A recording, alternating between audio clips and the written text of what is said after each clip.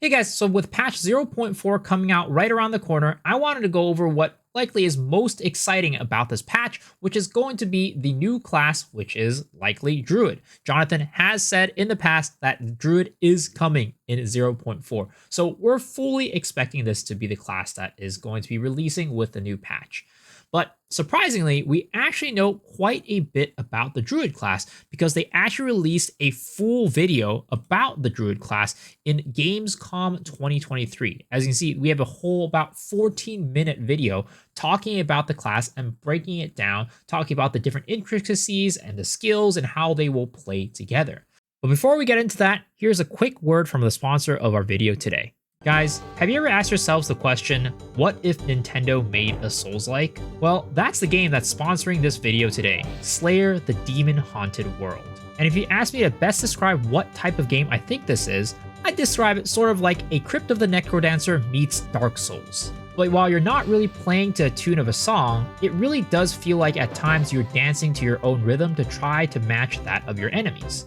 Now, when I first went into this game, I thought it was going to be like any other indie game that was asking me to advertise for their game on the channel. But to my surprise, it actually did draw me in and was quite charming, which is why I wanted to share my experience playing this game, and hopefully it convinces you to at least give it a shot. As I mentioned earlier, Slayer really is a Souls-like type of game, offering some extremely punishing combat. And if you're not careful, you're going to start dying over and over and over again. But I think that's what makes the game so addicting. It really gives me that sense of a one more run type of game where you're like, oh shoot, I made a tiny mistake here that I'm going to fix on the next run. But you end up making 5 more other mistakes that cause you to die in another way. But honestly, I think that's what makes the game so captivating. And being a Souls-like, it has a variety of bosses for you to battle, each with their own different mechanics and playstyles. And if there wasn't enough content for you already, they're also working on a massive DLC skill update, which is going to introduce an entirely new set of rules and challenges, and they plan to release a boss-only experience as an early update. So what are you waiting for? Go and check out Slayer the Demon Haunted World right now using the link in the description below, and hopefully you enjoy the game as much as I did. Now, in this trailer, they released and revealed that there are mainly, at least right now, 2 playstyles. And I'm expecting there might be a third one later on as well, because there are going to be 3 ascendancies for every class. The first one is going to be the Spellcaster type of playstyle, which is mostly in the human form. The second one is the more transformation-focused playstyle, which is kind of the typical what you think about Druid playstyle. And these are separate playstyles, but as you can see, or as I will show in a little bit, you can actually have quite a little bit of interplay between the 2 modes. But first, let's talk about the transformation style of Druid. So as you can see here, they revealed the bear transformation. And unfortunately, this is the only transformation that they have. If we go with the Diablo 2-esque type of Druid, we can expect there to be a total of 3 transformations, including the bear. We can all speculate what we think it is, so if you guys have an idea, let me know down in the comments below. But this is the bear style. And as you can see, when you're transforming into the bear from your human form, there's actually a significant kind of delay and transformation time that it takes for you to go from human to bear. And I would expect this to be the same with the other animals as well. So as a result, I really do think that there probably is going to be mostly a kind of bear / transformation focused only playstyle, and also like a human focused playstyle. But later on, as we'll see, there is a little bit of interplay between the human and the transformation. But what we know about the bear right now is that you'll see that the bear actually does a lot with rage. So if you look on the top left of the screen, as the bear is doing any sort of hit, any sort of damage, you will see that it is going to be generating rage. So it's going to go and hit the maul attack, see right there, and it'll be generating rage with those attacks. And there are skills that consume that rage as well. And we know that rage is going to be a big part of the bear gameplay because there's actually like animations that play on the bear specifically tied to rage. As you can see, the bear will have little red glowing marks on its back when it has more and more rage. So you can see as it hits with more walls, the number on the rage goes up, but also the patterns on the back will also grow brighter. You see right now, it is glowing a lot because the bear has 30 rage. So the rage playstyle is going to be a big thing. I hope that it's not going to be like you have to use this little swipe move every time to generate rage, and there's other ways to do it. Well, I mean, of course there are, right? There's stuff you can do on the tree, but I hope there are some more stuff that are built into the skills themselves. That way we don't have to like allocate points on the tree, or maybe use like a rage gem on our attacks to be able to build rage over time. But rage is going to be a big type of playstyle for this bear class. Now, the other thing is that, and we saw this earlier, is that when you dodge roll as the animal form, it will take you directly back into the human form. So it's not like a thing where you can dodge as a bear. Whenever you turn into a bear or when you turn into an animal, every time you dodge roll, it's going to go and turn you back into the human form. So this is something that is very interesting because that means that whenever you do want to dodge kind of attacks, you're always going to be turning back into human, which means it could be a little bit slower on the playstyle.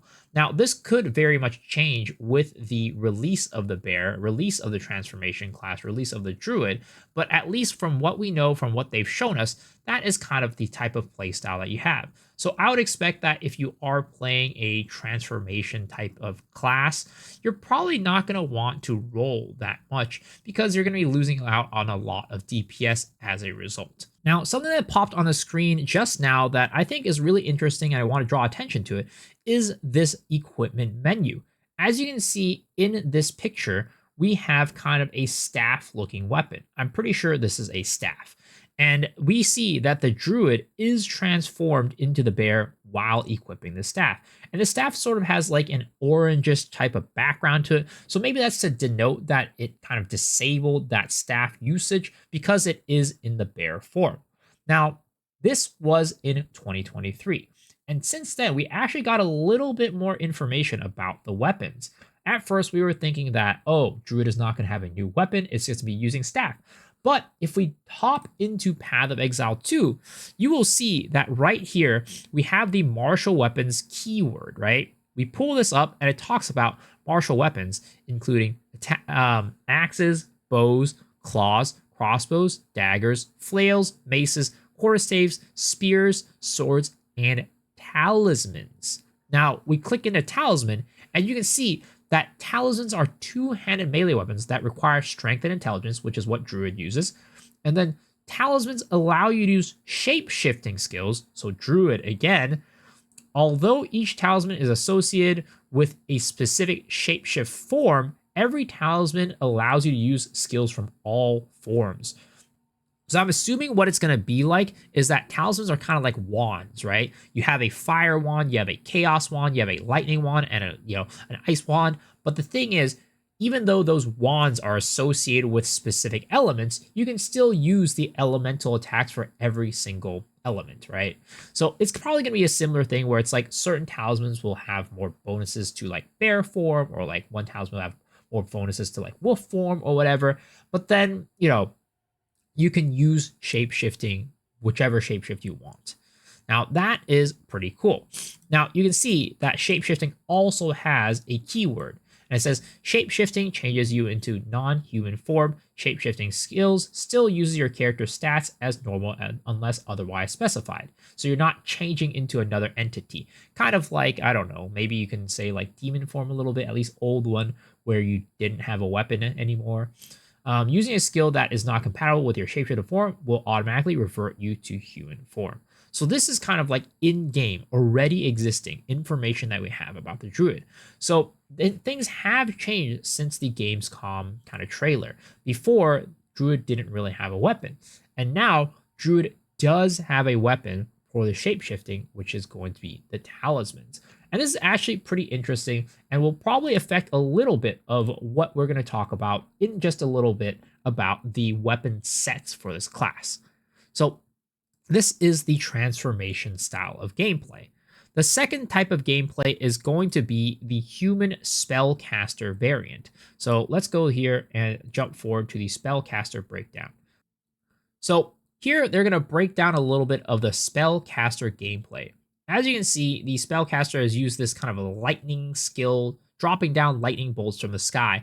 And you'll see that the druid, the spellcasting form, has a lot to do with elements. So like elements of nature, not just like ice, fire, whatever, right? So calling down lightning bolts from the sky, right? Or causing tornadoes to appear in front of you, or spawning volcanoes. Maybe there's going to be like some sort of like earthquake ability, right? You see right there, it's going to summon a twister. So these are all like elements of nature type of gameplay. So you can expect that type of theme to be present throughout the entire spell casting type of playstyle. And as I mentioned earlier, there is going to be a little bit of interplay between the spell casting playstyle and the transformation playstyle. Because what you'll see is when the person here drops down the volcanoes, you can actually run over those volcanoes with your druid to your bear, at least, to make it so that the volcanoes will shoot out more projectiles. And we'll skip forward a little bit to have, actually, you kind of saw that a little bit right here, right? So you're going to transform here, and boom, you see a huge burst of projectiles comes spewing out of the volcano. So there's going to be that sort of interplay between the air form and also the human form. And I would expect there to be interplay for like the other transformation as well, outside of just the bear.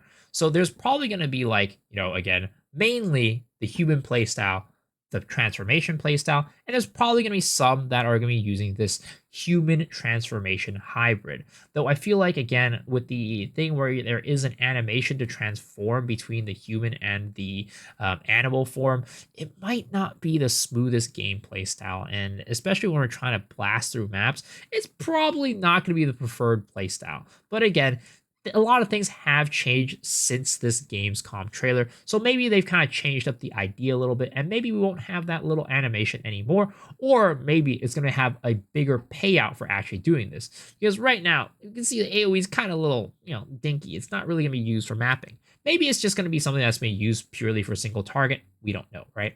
But there is going to be this kind of interplay between the human and the transformation class as well.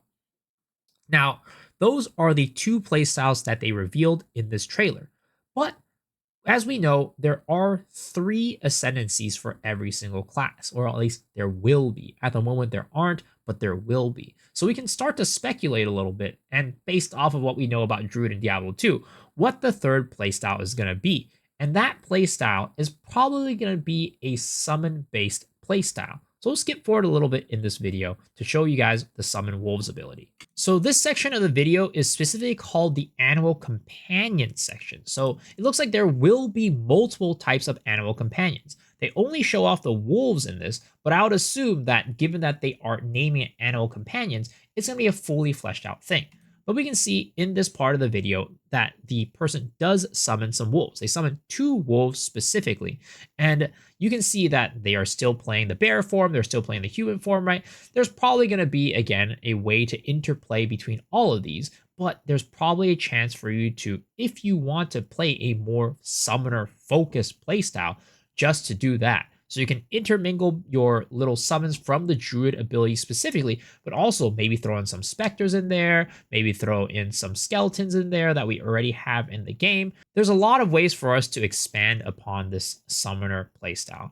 Unfortunately, out of all the playstyles, the Summoner playstyle was the most, I guess, glossed over in this video, because unfortunately there really isn't much beyond like, oh, we're summoning wolves, right? So it seems like, at least at the time, it wasn't really that fleshed out. And it's pretty obvious it's not going to be fleshed out, because Druid is probably going to come with 2 ascendancies, and it's probably going to be human, and there's going to be the transform, right? Pretty obvious. So the third one is probably going to be summons, and we'll probably get that at a later date. But that's kind of the things that we know about the different playstyles. Now, the last thing I want to talk about is going to be the weapon sets. And this might have changed since this trailer from Gamescom, because we didn't have information about the talismans before, and you saw in the video they didn't have the talismans either.